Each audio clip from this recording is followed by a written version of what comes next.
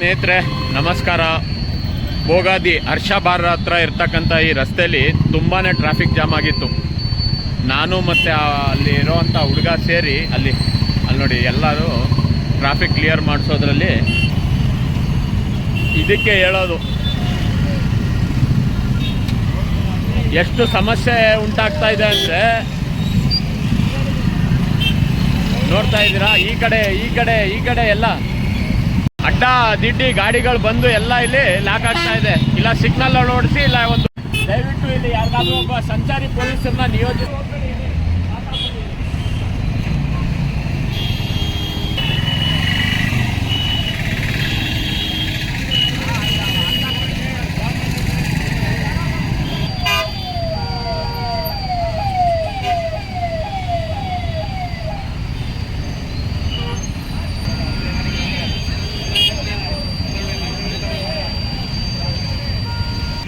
ನೋಡಿ, ಇವರು ಕರ್ತವ್ಯ ಮುಗಿಸ್ಕೊಂಡು ಮನೆಗೆ ಹೋಗುವಂಥ ಟೈಮಲ್ಲಿ ಬಂದು ಇವರು ಸಹಕರಿಸಿದ್ದಾರೆ. ನಾನೇನಂತ ಅಂದ್ಕೊಂಡೆ ಅಂದರೆ ನೀವು ಡ್ಯೂಟಿ ಮಾಡೋಕ್ಕೆ ಬಂದಿದ್ದೀರಾ ಅಂದ್ಕೊಂಡೆ ನಾನು.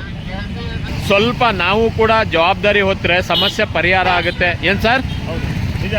ನಾನು ಮತ್ತೆ ಆ ಒಂದು ಹುಡುಗ ಅಲ್ಲೊಬ್ಬ ಕೆಲಸ ಮಾಡೋ ಮಾಡ್ತಾ ಇದ್ರು. ಎಲ್ಲ ಕಡೆ 4 ಕಡೆ ಎಲ್ಲ ಜಾಮ್ ಆಗ್ಬಿಟ್ಟಿತ್ತು. ಪಬ್ಲಿಕ್ ಒಳ್ಳೆ ಚೆನ್ನಾಗಿ ಸಂಜಯ್ ಅಂತ ಏನೋ ಹುಡುಗ, ನಾನು ಮತ್ತೆ ಅವನು ಇಬ್ಬರು ಬೇಗ ಬಂದು ಒಂದು ಅರ್ಧ ಗಂಟೆಯಿಂದ ಕ್ಲಿಯರ್ ಮಾಡಿದ್ವಿ. ಕೆಲಸ ಮಾಡಿದ್ರ ಅಕ್ಬರ್ ಸರ್. ಒಳ್ಳೇದು ಅನ್ನೋದಕ್ಕಿಂತ ಯಾಕೆ ಗೊತ್ತಾ, ನಾವು ಒಳ್ಳೇದು ಹೇಳ್ತೀವಿ, ಮಾಡಲಿಲ್ಲ ಅಂದರೆ ಸುಧಾರಣೆ ಆಗಲ್ಲ. ವೇದಿಕೆ ಸಿಕ್ಕಾಗ ಭಾಷಣ ಮಾಡೋದು ಬೇರೆ, ಅವಕಾಶ ಸಿಕ್ಕಿದಾಗ ಕೆಲಸ ಮಾಡೋದು ಬೇರೆ.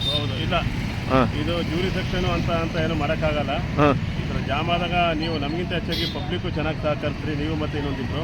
Thank you sir. ಇನ್ನೊಂದು ಕಾನೂನು ಸುವ್ಯವಸ್ಥೆ, ಲಾ ಮತ್ತು ಆರ್ಡರ್, ಲಾ ಆ್ಯಂಡ್ ಆರ್ಡರ್ ಅಂತೀವಿ ನಾವು. ಏನಂದರೆ ಒಂದು ವ್ಯವಸ್ಥಿತವಾಗಿ ಇರಬೇಕು ಅಂದರೆ ಸಾರ್ವಜನಿಕರು ಮತ್ತು ಕಾನೂನಾತ್ಮಕ ವ್ಯಕ್ತಿಗಳು ಇಬ್ಬರೂ ಸಹಕಾರದಿಂದ ನಡ್ಕೊಂಡ್ರೆ ಮಾತ್ರ ಸಮಸ್ಯೆ ಬಗೆಹರಿತದೆ. Okay sir, okay bye. ಪಾಪ ಅವರು ಹೊಟ್ಟೋದ, ಇನ್ನೊಬ್ಬ ಹುಡುಗ ಇದ್ದ ನನ್ನ ಜೊತೆಯಲ್ಲಿ. ನಾವು ಇಬ್ಬರು ಒಂದು ಅರ್ಧ ಗಂಟೆ ಶ್ರಮ ಪಟ್ವಿ. ತುಂಬ ನೋಡಿ, ಇವಾಗ ಸುಗಮ ಸಂಚಾರ ವ್ಯವಸ್ಥೆ ಯಾವ ರೀತಿ ಇದೆ. ಒಬ್ಬರು ಡ್ಯೂಟಿ ಮುಗಿಸ್ಕೊಂಡು ಮನೆಗೆ ಹೋಗುವಂಥ ಸಂದರ್ಭದಲ್ಲಿ ಸಂಚಾರಿ ಪೊಲೀಸರು ಕೂಡ ಬಂದು ಡ್ಯೂಟಿ ಮಾಡಿದ್ರು. ಅವ್ರು ಹೇಳಿದ್ರು ಹೋಗೋ ಟೈಮಲ್ಲಿ, ಇದು ನನ್ನ ಜೂಡಿಸೆಕ್ಷನ್ ಅಂದರೆ ನನ್ನ ವ್ಯಾಪ್ತಿಗೆ ಬರ್ತಕ್ಕಂಥದ್ದಲ್ಲ, ಆದರೆ ನೀವೇ ಮಾಡ್ತಾ ಇದ್ದೀರಾ ಅಂತ, ನಾವು ಮಾಡೋದ್ರಲ್ಲಿ ಏನು ತಪ್ಪಿಲ್ಲ ಅಂತ ಮಾಡಿದ್ದಾರೆ.